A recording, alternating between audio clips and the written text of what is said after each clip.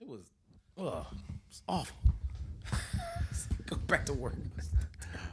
What's up, everybody? This is another episode of High Definition Podcast. I'm Maurice. And I'm Therese. And we are back for another episode. Yeah. My brother, Yo, we are recording this post Thanksgiving? post-Thanksgiving. Post Thanksgiving. Yeah. How was your Thanksgiving, bro? It was chill. Yeah. I actually did something that I haven't really done in months. I actually unplugged from social media and the political conversations. And yeah, man. I mean, I just chilled. I didn't really engage in a whole lot of that.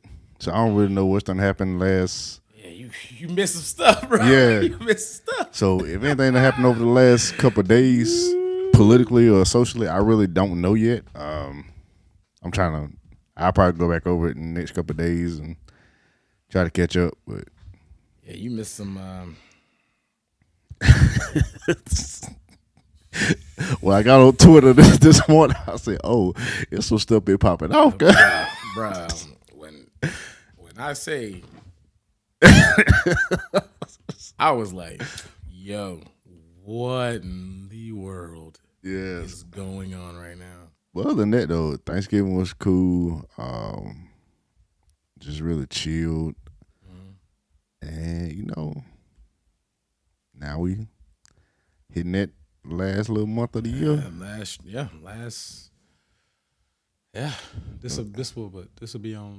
will come out the 6th. Yeah. December 6th, yeah. So yeah. So when you seeing this will be December 6th. Yeah. Today is the 28th. Yeah. 28th.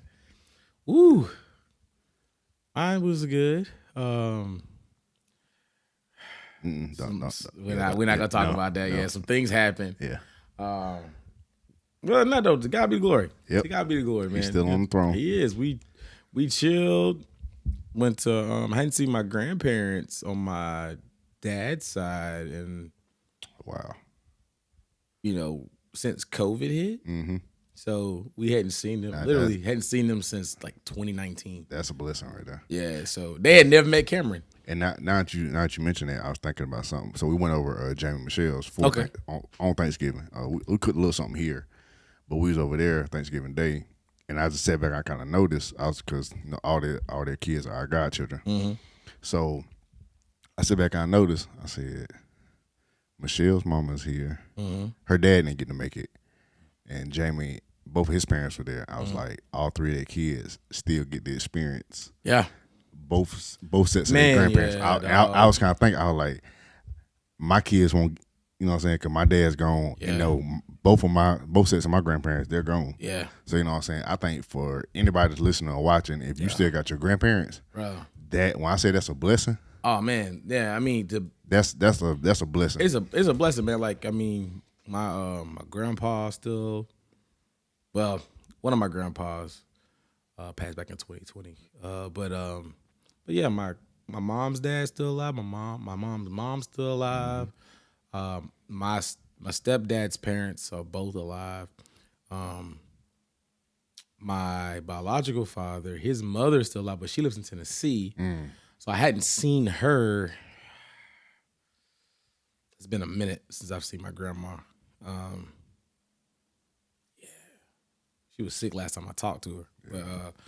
But yeah, man. I mean, I want her to. She's never met my kids. So I want her to meet both the boys eventually. Before it's too late. Yeah, man. Because they got to meet her. That conversation kind of popped up where when your grandparents get a little older, they start thinking a certain type of way. Yep. And they're like, might not be here next year. So I mean, that really was a driving force for really to get them to see the boys. I mean, they met Carter, but they never met Cameron. Because Cameron was born in 2021. Right. So I mean, it was mid-COVID. So, just trying to be safe and everything. Yeah, of course. With them being older. But yeah, we had fun. Cameron's a trip, man. That boy, his personality is starting to come on. Yeah, he is. He's starting to sprout a little bit. Yeah, he's. Yeah. So out of both of you and Candace, who you think he's leaning right now? Who he's leaning more towards acting like? Or is it a good mix of both of y'all? It's a good mix. I say more. It's probably me. because he's real chill, but he can be a little mischievous, and I was that way when I was a kid. So, Gotcha. Yeah, I say Cameron looks like his mom, but he's more my personality. Carter looks like me, but he's more of his my personality. So yeah. So, Yeah, but them kids, man, little snatchers, man. So listen, y'all, we are High Definition Podcast. If this is your first time listening to us, thank you for joining us. If you're a returning listener, thank you for your support. Yes. If you don't know about us, we are a platform that's all about engaging cultural conversation from a biblical perspective. We welcome all thoughts, whether you agree or whether you disagree. The only thing we will not tolerate or accept is disrespect. So just please be mindful about that. There's a link tree in the description. You can just click on that. It'll take you to our email, social media accounts, everywhere you can find our podcast. Please reach out to us. Let us know what you think about what we think. So you know what? Before we get into the conversation, I had a thought today. I'm just kind of hitting you with it cold, bro.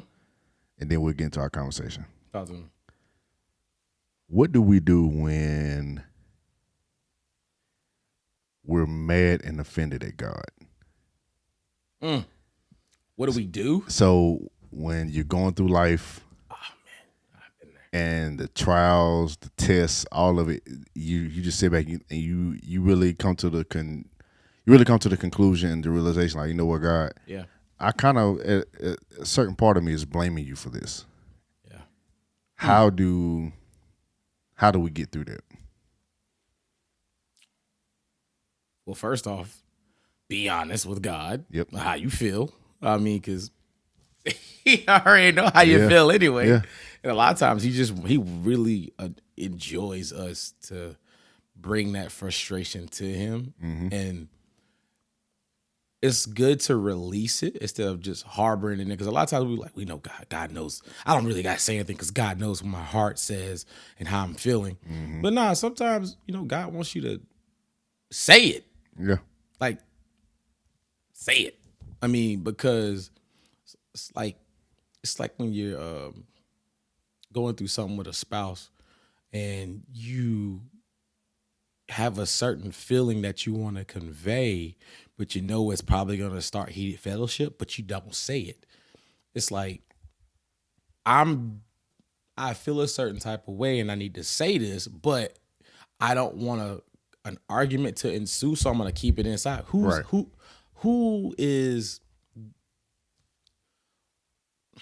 suffering? You are, because you're not being able to convey, what you feel. Yeah. And to spare your spouse's feelings, which we should always do things in love. So even if it feels like a Brillo pad, he or she should understand that, hey, what I'm saying is how I truly feel, and I should be honest. I should be able to be honest, lovingly, to let you know how I feel, and you should respect me enough to be able to. All right, let's unpack this. Sit down. Let's fix this. It's like us men. It's funny that you brought that up because on the way here I was thinking something like this, because it was like you know how our wives can be like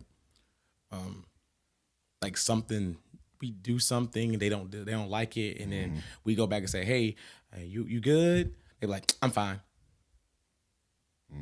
But they really they're really mad at us on the inside, and they don't want to, for some reason they don't want to say it. Respect me enough to release that to me. Yeah. And respect me enough with that information. While you're releasing that, it's a show of respect that, one, hey, we can sit down, work through this because it's work. Same thing with God. I mean, Definitely, it's definitely bring it to him. Like he ain't afraid of you. He ain't afraid of it because he already know anyway. Yeah. So just being able to convey how we feel to him is a step in the right direction. And then let's go back to Job. I mean, he lost everything. Yeah.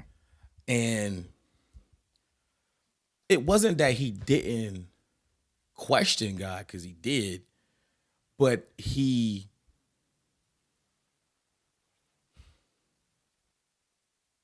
knew God for himself enough to know that, all right, if you're gonna bring me to this, you're gonna walk with me through it. yeah.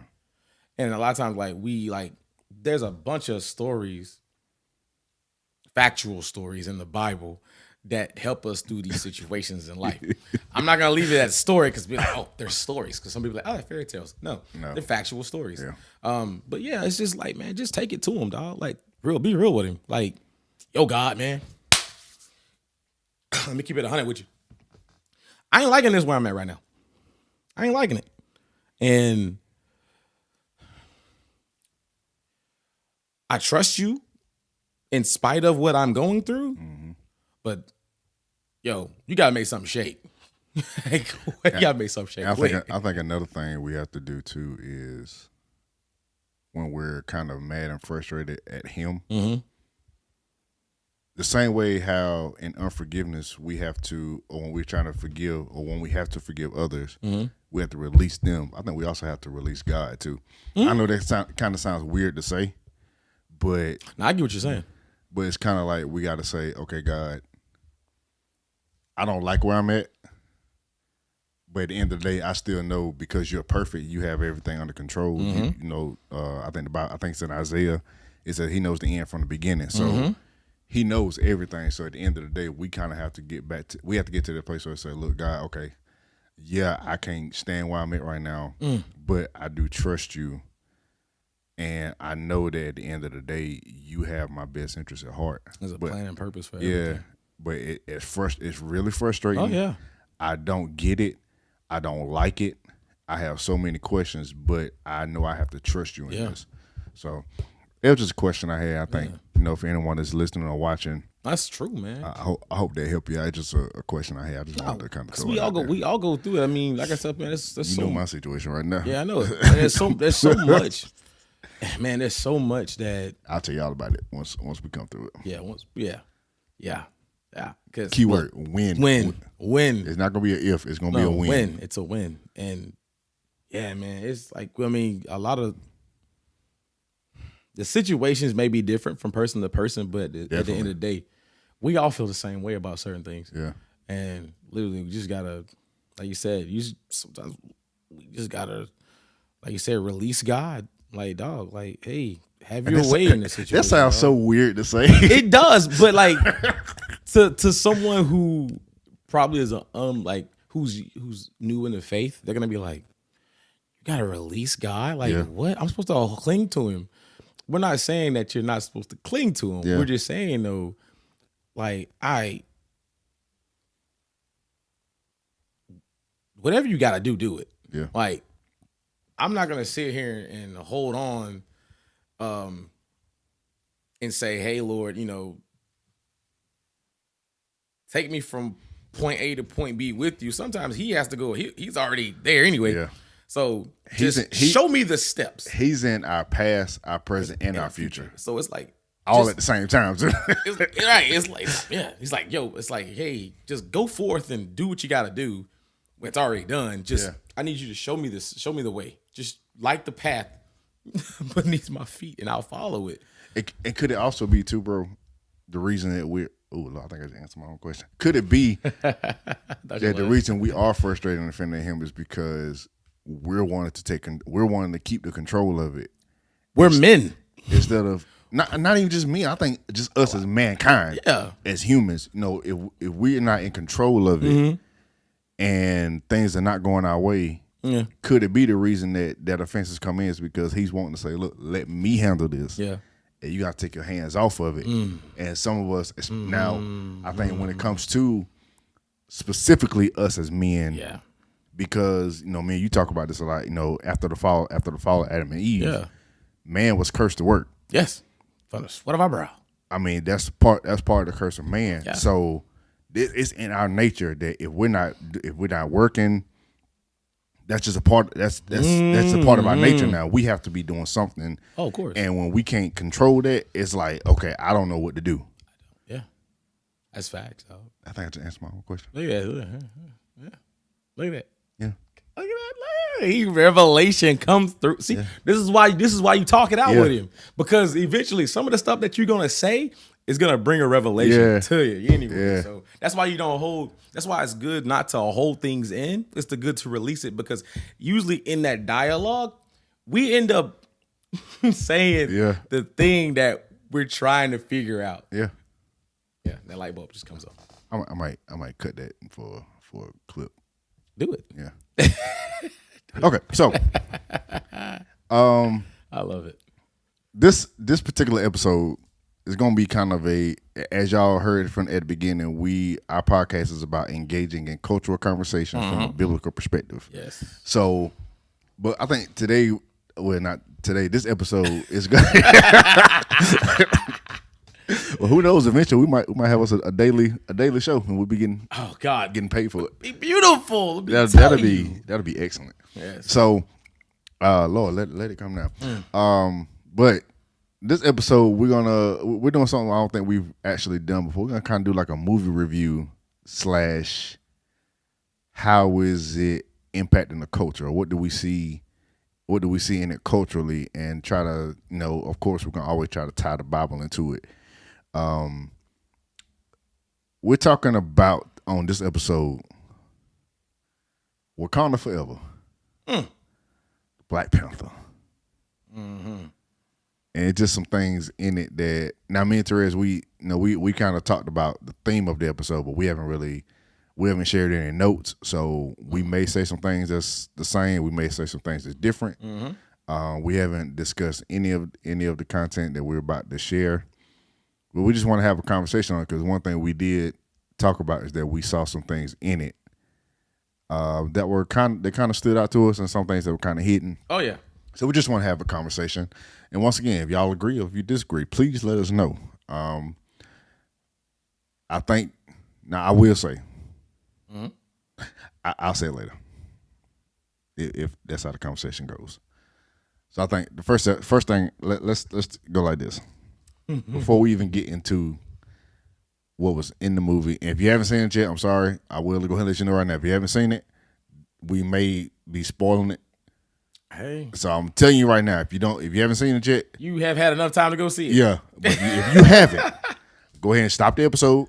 If you don't like being spoiled, go ahead and stop it now. We are 17 minutes and 30 and 40 seconds into this video. So you keep going. It's on you. Yeah, it's on you. All right, so we are giving you fair warning. If you haven't seen it yet, pause it, go watch it, then come back and finish listening to the episode. All right. Yes. So first up, as a fan, yes, how was the movie just for you as a fan? We're not talking about anything culturally. As a fan, we're not talking about any hidden messages. Just what was your take on it? As a fan, I thoroughly enjoyed it. Yeah, me too. Compared to the first one, what would you say? No, the first one was better. But no, the first one was better. But man, I don't know. Let me see. From a villain standpoint, I wasn't. I liked Namor just a little bit more than Killmonger. Really? I did. I put them about equal for me. About equal for you? Yeah. Okay. I can agree with that. Oh man. But if you're gonna hold a gun to my head, I would probably give Killmonger. Gun to my head, I gotta pick one. I'm probably gonna go Killmonger a little bit past Namor. I would too. For me. Okay, you know what? Yeah. Let me tell you why. That's a weird conversation. But because some of what he was saying was like at a certain point in life you feel that. Mm-hmm. Like, yeah. But nah, like the action, I think it was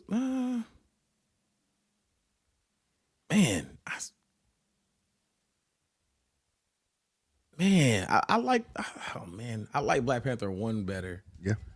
But I mean the action, character development, from a fan standpoint, I love how they took us through the 5 stages of grief. Mm. I loved it because, I'm going to tell you now, when that movie first came, it was on 10 first from Jump Street. It was. Like T'Challa's dying. I was wondering how were they going to Incorporate the death, his incorporate death. his death. I was very. They did it very well. They did. They did. And so, like, I mean, coming from like when the movie like just came in, it was like, okay, he's dying, so we're trying to save him. Mm-hmm. So his sister, who's this genius, is trying to figure out a way to develop the heart-shaped herb, which got destroyed by Killmonger in the first movie. There was nothing left. Like she's trying to save him, and then boom, he dies, and it's like, oh snap. So that first stage is denial. Yeah. You know, I don't have the 5 stages brought up, but Keep on talking. I'll see. But I know it's denial. Then it's maybe I know anger is one of them. Mm-hmm. Then there's depression, maybe. 5 stages of grief. I think denial, anger, bargaining. Bargaining. There you go. Okay, bargaining. Yeah. Depression. There it is. And then acceptance. So we saw that. Yeah. I didn't even know there were 5 stages. Oh, yeah, it's 5 stages. Yeah. We saw that within this movie. And if you were a fan of Chadwick Boseman, which we've all lost someone in our life that's close to us, we've all been there. Even though we might not have realized that we were dealing with those 5 stages. You know, like you said, denial's the first one. It's like, no, this isn't happening. This isn't happening. This isn't happening. What's the second one? The second one is anger. Anger. Then you get, maybe there was something unresolved between you two, the person that died that you didn't get to air out. So now you're still harboring like, man, I'll never be able to, talk about this and air this out, and then it's what? Bargaining after that. And it's go, okay, which is maybe I'll be okay. Yeah. Let me drown myself in my work, which she did. So let me drown myself in my work. Then it's depression. If I can't figure this out, oh my gosh, I'm a failure. And then it's acceptance. Right? Yep. Then it's like you figured, like, hey, you know what? His spirit's with me. Mm-hmm. So we see all that in this movie. Yep. And it, like, when I say it, you're sitting there and you're literally on that roller coaster ride. Oh yeah. With Shuri throughout the whole entire movie. Mm-hmm. Yeah. As a fan, I really enjoyed it. Like I said, I was really wondering how are they going to tie it up with Chadwick after his death. How are they going to incorporate that? And I feel like they did an excellent job doing that. So as a fan, yes, for those of you listening, I will say it was a good movie. I agree with Therese. I kind of liked the first one a little bit better, but both of them were excellent movies. Oh, yeah, they're both I will say that just overall as a fan. Now I do believe that movies, in some form or fashion, they do deliver a message. They do. Okay, they do. Some of the messages are very noticeable, and others are very subtle. So you got to have like a really discerning eye to kind of. You might have to go back and watch it a few times just to see it all. So I think overall, for me and Wakanda Forever, there was an overall message of, like you said, grief. Yeah. How to properly handle vengeance. Yeah. How to move forward after a death. Mm-hmm. I think those were some overall themes of the movie that I think everyone can come away from. I'm sure there were others. Now, kind of moving forward in the conversation,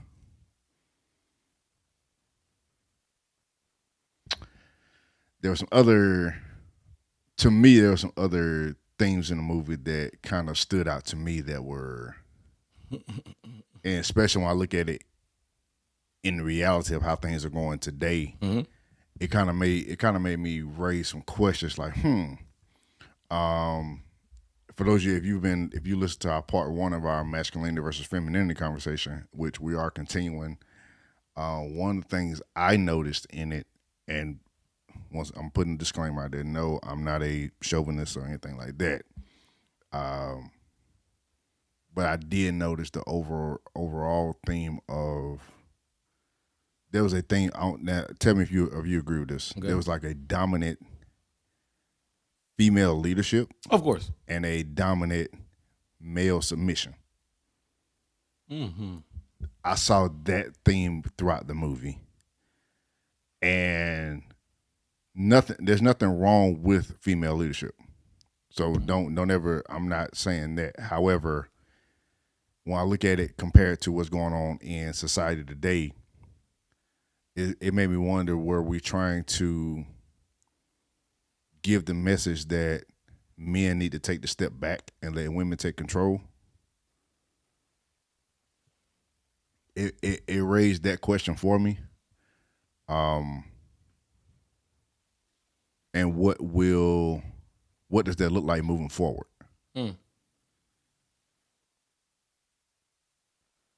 So that was a question I had when I watched it. I was like, because in the comics too, Shuri did take over as Black Panther, which in the movie she did as well. Mm-hmm. But in the comics, T'Challa's still alive. But this one, of course, he's not. I mean, I get that, and I did think about that as well. Another part that I thought about was, maybe they could have. This movie was. So I'll agree or disagree with you. Okay. All right. Reason I say that is because I think that with this movie in particular, because the who the story was supposed to be settled around is no longer here. Mm-hmm. So the next person in line, which would be the sister, this was basically just showing how she's dealing with grief and all that. Yep. The grief of it. And M'Baku was there, and a lot of people were like, well, maybe M'Baku could have had a bigger presence in the movie. He didn't. He was almost kind of like comic relief. Yeah. Which he was in the first movie as well, but he was a strong presence as well. But he kind of took the backseat to the headliner, which was T'Challa. But there was no T'Challa there, so now it's, where does that strong male presence come in? Yep. Which he was there, but it wasn't, I guess, to some people's liking. But another thing that I did to the agreement part was, I guess, this comes from when he sees Namor on the shore and he jumps with the staff and he's trying to hit him. And he like literally just throws an arm up and blocks it. And then he just punches him and sends him flying. And I was like, dang, M'Baku is not that weak. Like, they made him seem very weak. Yeah. Cultural aspect to that. So Namor was Hispanic culture, right? If we know anything about Hispanic culture, male presence is dominant. Yep. So from a standpoint, the black man is considered weaker, right?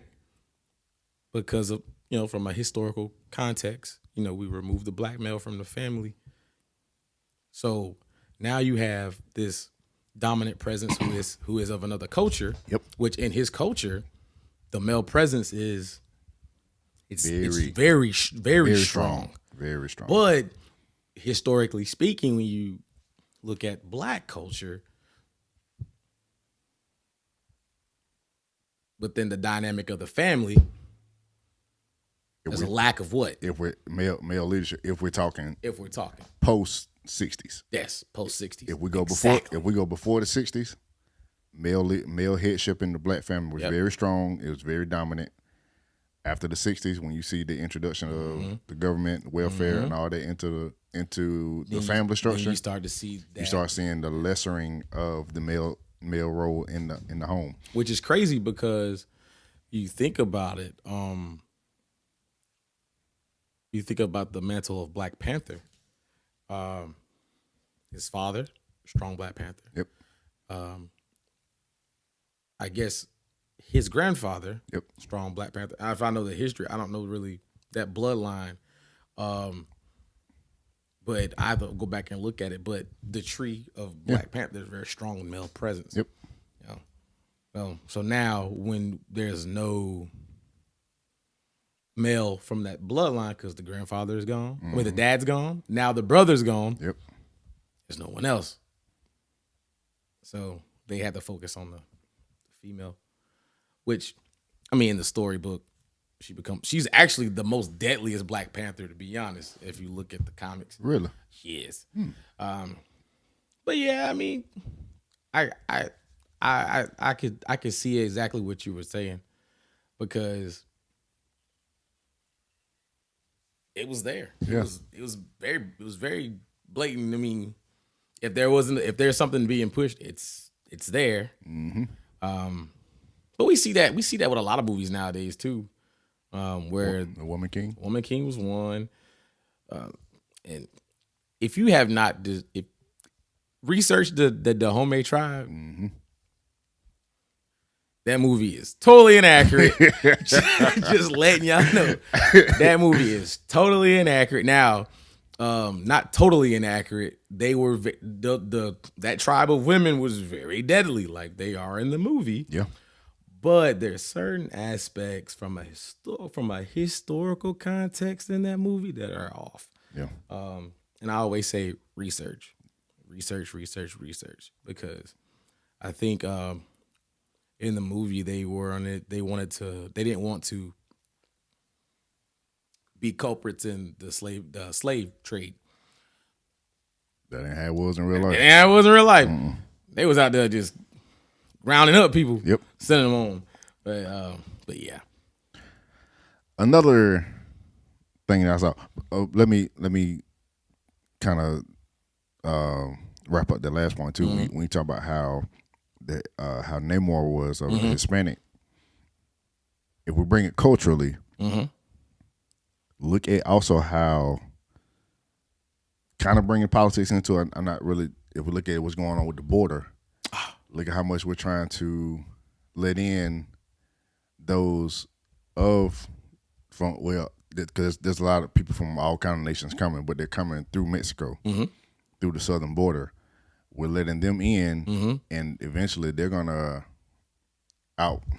outgrow, which has already been happening. If we look at census data from like 2000 up to now, the Hispanic population has already outgrown the African American population. If you just go back, I showed it to Therese, just the numbers from like 2000. If you go look at the 2000 census, the 2010 census, and now the 2020 census, the African American population has stayed around at about 12 to 13%. The Hispanic population has grown each census. And they're probably the next one, they're probably going to outgrow us. And that's just, yeah. Yeah. So there's a lot of thoughts on that too. Yeah. I'll give it to y'all real quick. The 2000 census, the black population was at 36.4 million, which was 12.9% of the population. The 2010 census, 38.9 million, that was 13% of the population. Just this most recent census, the 2020 census, we're at 41.1 million, and that's 12.4% of the population. Now, if the overall population of it, we have grown, but we're still staying at roughly about the same percentage. Hispanic population, the 2000 census, they accounted for 35.3%, 35.3 million. That was 13% of the population at the time of the U.S. 2010 census, 50.5 million. they accounted for 16% of the U.S. population. So at 2010, they were already 3% higher than African American. 2020 census, the Hispanic population was 62.1 million.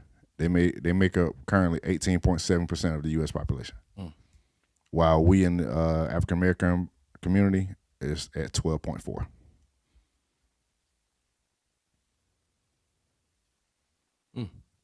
It just makes you think about certain things. Yeah.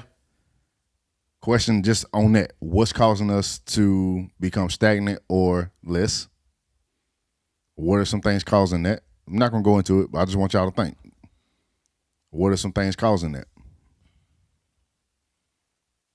Why are other populations growing and we're staying stagnant or declining? It can't all be the white man.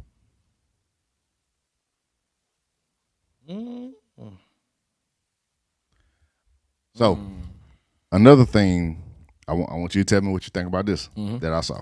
Okay. So I've already said there was kind of a dominant theme of, there's a theme of like dominant female leadership and submissive male. We saw that.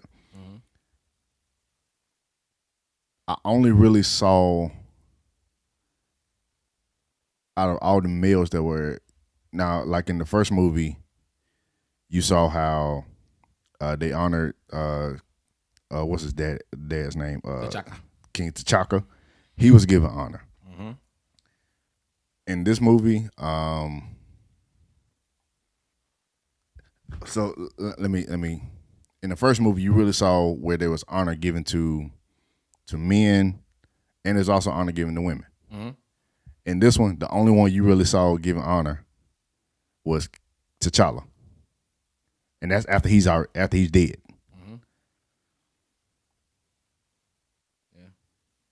So could that be a hidden message of how, and I'm not saying we always do this, because we don't. We honestly don't. So I'm putting a disclaimer out there. We don't. But why is it? It seems like if we look at culture too, it seems like black men get more honor after they're dead than when they're alive. Ooh, there's so many avenues we could take on that. We could not go tread. We could, but there was a theme there was a kind of like a theme that I saw in the movie. Yeah. I'm putting it out there just to make you think. You can agree, you can disagree. Yeah. Hit the link tree, shoot us an email or inbox, let us know. But what you think? Yeah. I can see that. I'm not gonna sit here and say I can't see that. I can see that. I can see that. Yeah. Ooh. Yeah. So in the first movie, here's another one. In the first movie, you actually saw where there was, in most superhero movies, there's like a love interest. Yes. Between the hero and whoever the female lead is, or somewhat. In the first one, it was T'Challa with Nakia. Nakia, yep. In Iron Man, it's Tony and Pepper. Yep.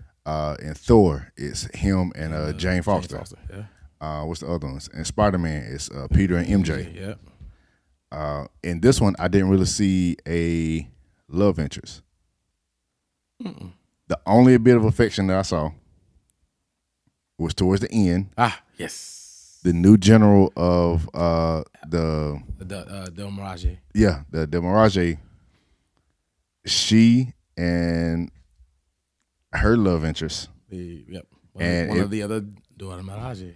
And if you don't know about Black Panther, this all female guard who was based off of the homemade tribe. Yeah.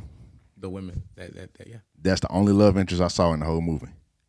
If we bring it to the culture today, what's one of the things that's being pushed? Yep. I'm just doing this to make us think. Yeah. We said it on this episode plenty of times. You can do whatever you want. Yeah. I don't have a heaven or hell to put you in. I believe what the Bible says. So when that day comes and you stand before the Lord, if that's what you've chosen to do, it's on you. You have to answer to Him. I don't have a heaven or hell to put you in. Do I agree with it? No, but you can do what you want to do. But it's just something that I noticed. Yeah. Yeah. So once again, when movies have a way of articulating a certain message. So y'all tell me what y'all think about that. Another thing that I just sitting here thinking about the movie. I don't even know if this is one of your points or not. It's with Angela Bassett's character. What's the mother's name? Was it Ramonda? Ramonda, yeah. So as she is ruling the nation of Wakanda, especially the scene where they're in the courtroom with the UN at the UN, it almost gave me that vibe of angry black woman. It did. Like there's like.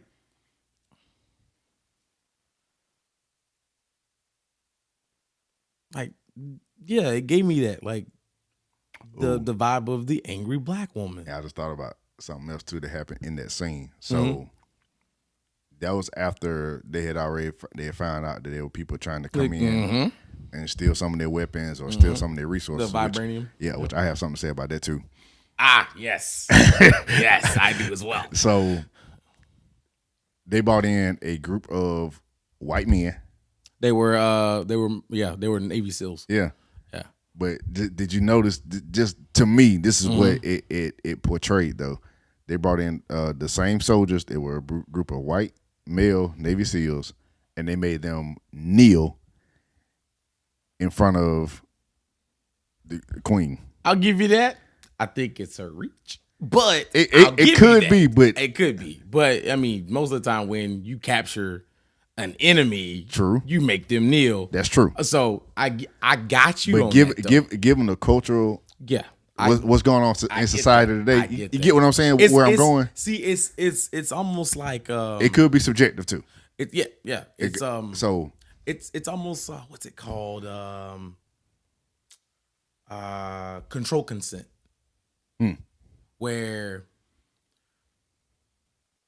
it could be that, it might not be that, but it's like almost like we're you become almost desensitized to something, and like you're watching it and you're agreeing with it.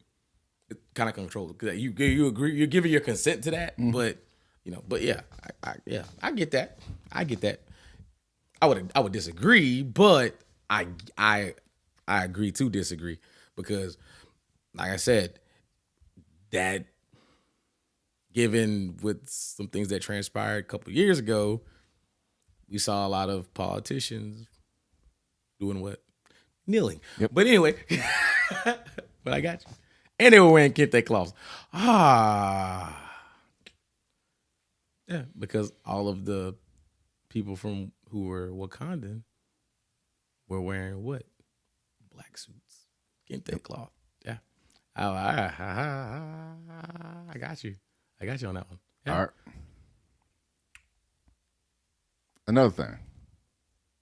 Now this is also going back to the first movie. So with Wakanda, so they have a very their main resource is vibranium. They're seen as the protectors of it. That's what they have. Yep. They don't want anybody else getting any type of access to it. Yep. So, very sacred. Very sacred. Very. Very sacred. Yeah.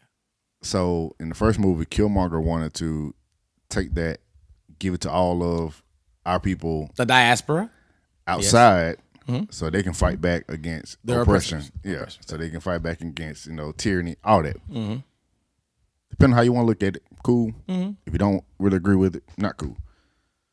Black Panther mentality. I got you. Yeah. So yep.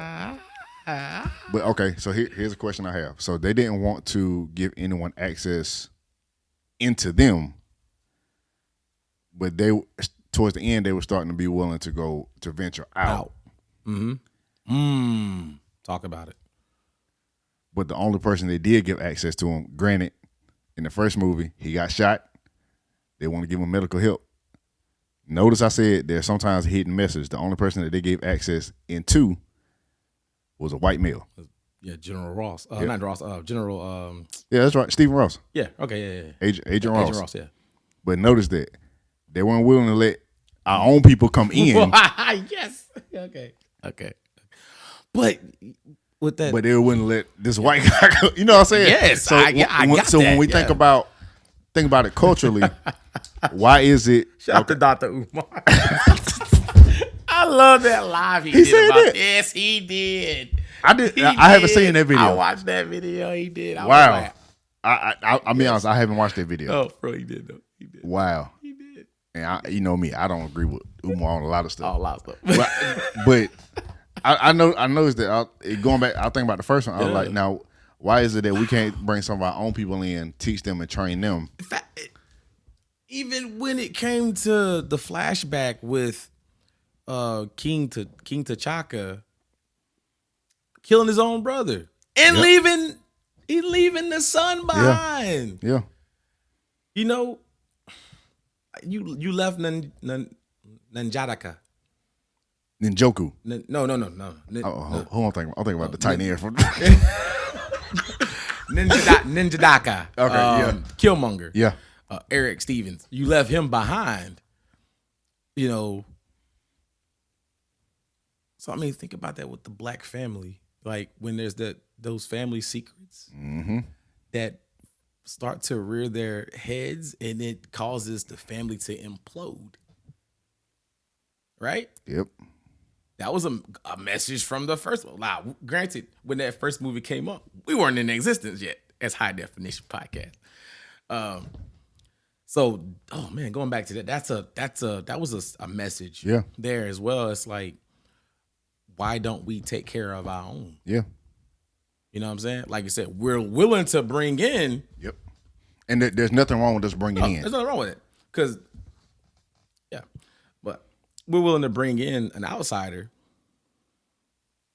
and give him access to our resources. Invite him to the cookout. Yep. Right? But we neglect everyone else who looks like us. Yep. And why is that? Is it because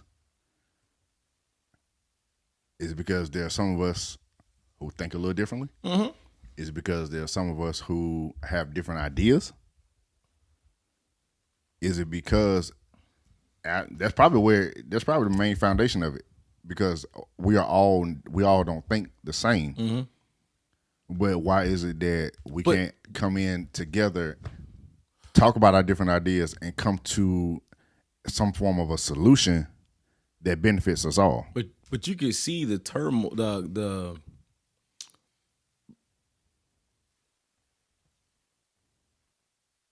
turmoil that was within T'Challa with bringing him in. Mm-hmm. It's like, this man's gonna die if you don't bring him in. Yep. He was like, because T'Challa knew Wakanda was so advanced, they had the tools needed. Because even when Ross, after he woke up from his coma, he was like, okay, when did that just, and Shuri was like, when did I get shot? Basically, he's like, when did I get shot? Shuri was like, yesterday. He was like, bullet wounds don't heal like overnight. this, yeah. And she was like, they do here. So we have, you know what I'm saying, when we have the tools, even he was like, whoa, y'all are way advanced. mm-hmm. We need to be knowing what y'all know. Yeah. Mm. Once again, our platform is all about making us think and starting conversations.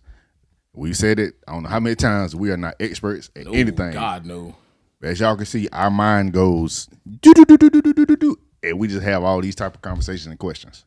Yeah, I have some thoughts, but they're too controversial to talk about right now. So, because they do pertain to this movie. Because I listen to a array of people. Okay, I do listen to some stuff that Dr. Umar says.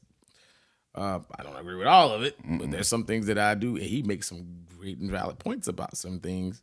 I'm not going to discuss it right now. I'll discuss it off the mic with Maurice. But one thing that I've learned about, and I might be reaching here, but vibranium is actually code for melanin. Because think about it. If all black people originated from Africa, which Wakanda is in Africa,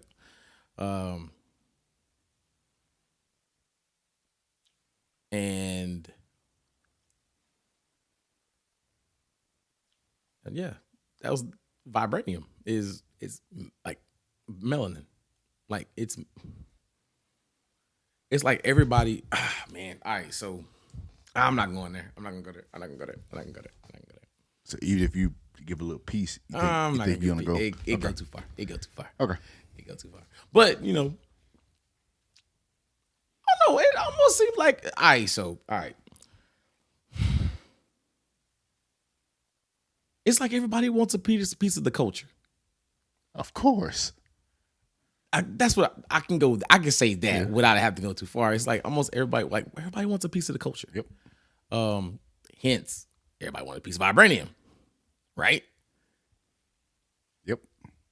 So I mean, even when it comes to music, our music, like we only make up how much? 12.4% of the population. Mm-hmm. All right. Based on the last census right now, African Americans make up 12.4% of the population. All right, so when we listen, talk about hip hop music, rap music, who are the biggest buyers, consumers of music? It ain't us. It ain't all. I mean, if we only make up 12%, it's other cultures that are buying it, right? So it's almost like we'll listen to you degrade, belittle, talk about killing each other. We want a part of it from a standpoint. It's like vibranium. We want to be like, we want to experience your culture without experiencing your culture. Yep. You know what I'm saying? I get what I'm saying. That's my take on it. Yeah. I'm just saying. If we really understood, being that you brought up the music, the power. It's power in it, dog. Like we said it on the last episode. Yeah. It's power in it, man. I keep going back to what Tank said on the Drink Champs. That if y'all haven't watched it, that was a great episode. Tank, he's already one of my favorite R&B artists. But just listen to some of his interviews, and he came out the church, so he's got that foundation. But what he said in that, he was like, you know, the white artist, R&B artist Sam Smith. Sam Smith, yeah. He sung the song "Stay With Me," so he did that song. He said, but if Tank was like, if I would have sung that song, the bandwidth wouldn't have been as wide. It wouldn't have got that much reach. Mm-mm. And he correlated it to the society wants to hear about black violence. Yeah. If we killing each other, we selling drugs to each other, we degrading our women. Because it sounds good, we jazz it up. Yeah. Put a 808 to it. But they scared to hear about our love. That's why they don't give us that much reach on it. Mm. Now, granted, I've been listening to some of this R&B lately. Mm. It's subtle, but they Lord. So even some of that, you be like, hold up now. Y'all nasty. But at the same time, I mean, and then even some of the R&B, you gotta be careful too, because a lot of it, I've been noticing too. It's talking about we're talking about love, but it's you cheating on your person with somebody else. We don't need that either. But I mean, even with that, the music is a reflection. So let's look at black television. When I say black television, anything that has a predominantly black cast. What shows do we even have? We don't. Now I'm thinking about nowadays, we don't have a Cliff Huxtable. I'm sorry. Not Cleo. Cliff Huxtable. Sorry. Cliff? What was the dad's name? It's Cliff. It's Cliff. We don't have a Cliff Huxtable. We don't have a Carl Winslow. We don't have Uncle Phil. We don't have Uncle Phil. Bruh. We don't have We don't even have any. Do we have any sitcoms? Period. we don't have a Martin Payne. Now, I'm gonna go a little deeper on that. So we don't have television shows that depict the strong black family anymore. Martin, all right. Martin was a radio show host, a small radio and radio show in Detroit. All right. Gina was a I think she's a marketing executive. marketing executive. All right. So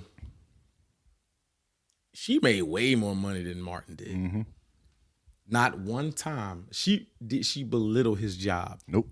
Throughout all the seasons of Martin, she never belittled his job. Nope. She never belittled how much money he made. She never did that. She respected him because one, he provided, he took care of, and he respected her. Yeah. Nowadays, what's the message? If he ain't making this, I don't want him. Right? Or if the black woman is climbing the corporate ladder, she wants someone on her level, which in corporate America, you don't see that many black men climb the corporate ladder like they do at the rate that they do. So they usually do what? Marry outside their race. I'm not saying that's a bad thing. I'm not saying I disagree with that. But a message could be there is that black men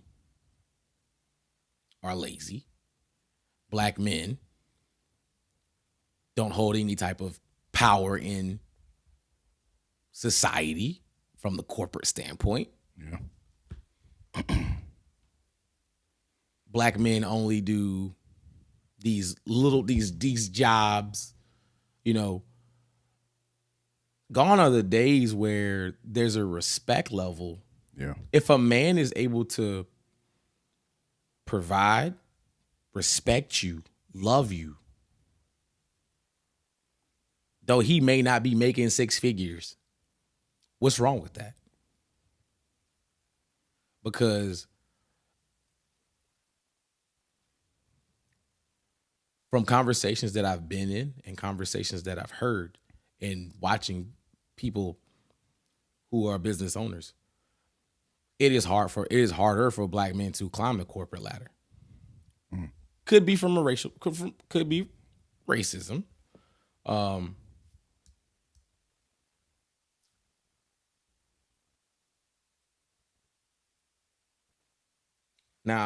this is where I've heard Umar and guys talk where it's more feasible for a black woman to climb the corporate ladder because above her is going to be who?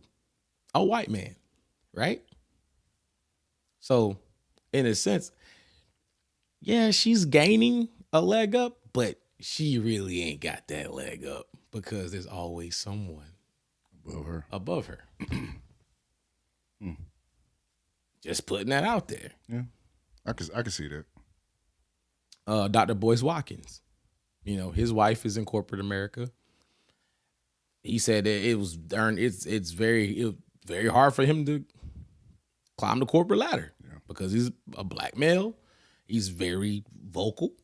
Very vocal. Very knowledgeable. So he started his own business. And he's a millionaire from his own business. And he is very, very, very pro-black. Very. Very. All right. So, I mean, there's a lot of cultural aspects that we see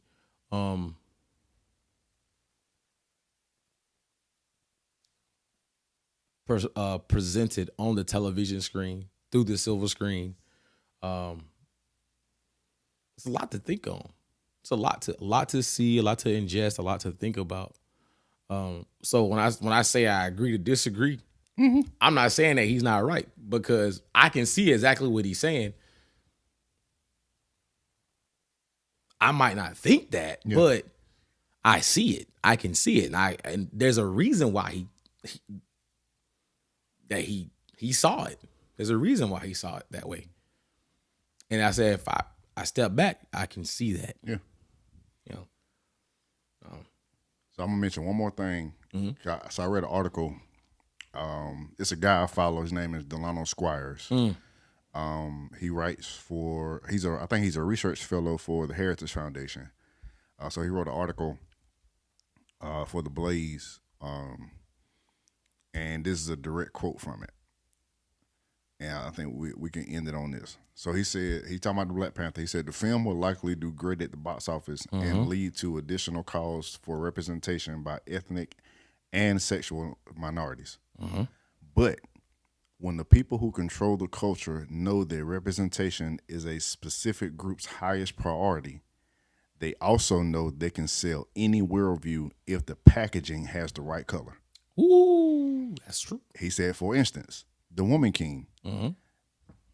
The Woman King lied about the Dahomey Kingdom's insistence on participating in the transatlantic slave trade, but he said the We Need to Teach True History crowd didn't care because they got to see a middle-aged black woman kick butt and rule over a nation.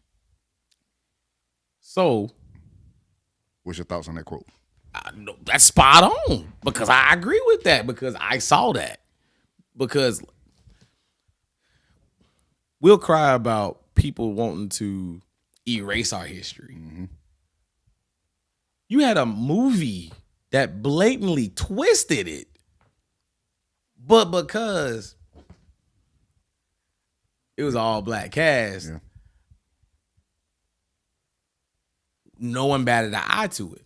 Okay, I'm not gonna say no one batted an eye to it, because there's a lot of black folks that did, but the multitudes didn't care, because representation. Oh, the sisters, strong black woman. Were there strong black men in this movie? Because if I'm correct, John Boyega's the king, who was the king in this movie, right? He was effeminate. He had male concubines. Ain't that right? I know it was one for sure that was a eunuch, and he was very, very flamboyant. Oh yeah. And here's my thing too, especially with that being like an African tribe. A lot of African nations did not subscribe to that. I'm going to really suggest there is a documentary by Matt Walsh. It's called What is a Woman? Ah, yes. If you have not seen it, I would highly suggest you see it. He actually went to go interview an African tribe, and when he asked, is it possible for a woman to become a man or a man to become a woman? And this is, once again, if that's what you choose, I have no judgment for you. You can do whatever you choose. It's your life. Live it. It's literally African tribes. They're just something that they just don't even have any concept, or they're like, okay, they don't subscribe to it. What are y'all talking about? Like, what? That's basically what they're gonna look at you like, you stupid. Like, huh? So even with that, even the fact that yes, we had black representation, what is the message that's coming? It's almost like that's a Trojan horse. We'll paint it black. We'll put a black face on it. Exactly. Oh! You took the word right out of my mouth. We'll put black face on it, but what's coming behind it? Because let's think about this. A lot of times, some odd years ago, we heard the slogan, "Gay is the new black." That was a slogan. It was. Because, and we even see it now, even in the political conversations, where they are literally equating those who lived an alternative lifestyle with those of us who are black. You chose to live this lifestyle. I didn't choose this. I can't change this. I can't. I mean, you can with a lot of work, but who actually wants to? I'm not doing all that. That's a very small percentage of people who do. But anyway, he got money though, so he can do that. I love being black. I love it. Oh God, it's lit. It's lit out here. I love being black. It's lit, man. I mean, man, I'm just tell you, like the different variations of skin tones and pigments. It's like it's beautiful, man. Like my wife is like a darker. Wakanda Forever. Yeah, I got something about that too. But my wife's is, you know, she's darker. She's darker than me. It's beautiful. Like like man, it's beautiful out here. It's melanin is popping out here, dog. Yeah. Like it's beautiful, man. It's beautiful. Yep. Yeah. So yeah, you got anything else, brother? I really want y'all that's watching or that's listening. Yeah. Tell us what y'all think about this. Like for real. For real. Hit us in our link tree. You can email us. You can go to our Facebook. You can go to our IG or our Twitter. Disagree. No disrespect. Please don't. All right. Please don't make that part of us is on the cross. Don't look. Please don't let us pull that out. Okay. We try to be respectful in everything that we say. We have literally had people in our inbox who disagree. They full on disagree with us. But we're able to have civil conversation. Yes, civil conversation. That's all. That's the only thing we're asking and requesting. Yes. I'm telling y'all, we saved. We love the Lord. We love Jesus. We want to give him a crown when we get to heaven. Ben Watson. Bruh. Saved, not soft. All right? Understand that. Please don't. If you don't know what I'm talking about, please look don't. it up. Yeah, look it up. Please don't. Okay. Both of us see the inboxes. Both of us see the emails. We do. So just please don't. But please, y'all let us know what y'all think about this conversation. We want to hear you. Also, if you're hitting us up on Apple Podcasts, please leave us a 5-star review. Yeah. Even if you disagree with what we saying on this episode, leave it there. We check that from time to time. Yeah. I try to check about once a week. I'll just see. You better than me. I try to check it about once a week. I'm trying to get a little better at that too. But yeah, I think we get an alert when we get a review that comes up on there though. So yeah, I'll see it. Let us know what y'all think about this conversation. About any conversation. Go binge. You know, we come up on the holidays. Some of y'all gonna be off work, and we tell you to take a step back and literally just hear what we're saying. Yeah. Because a lot of times when we hear conversations like this, we already have a mind. We already have an idea already formulated in our brain to respond a certain way. But just take a step back, look at everything, and then be like, I can see what they're saying. I can see what you're saying there. You know, because I do that. We should do that. We do that with each other. We do. Because Marisa hit me with something, I'm like, look at it from this standpoint. And vice versa. The same way. Vice versa. So, yeah.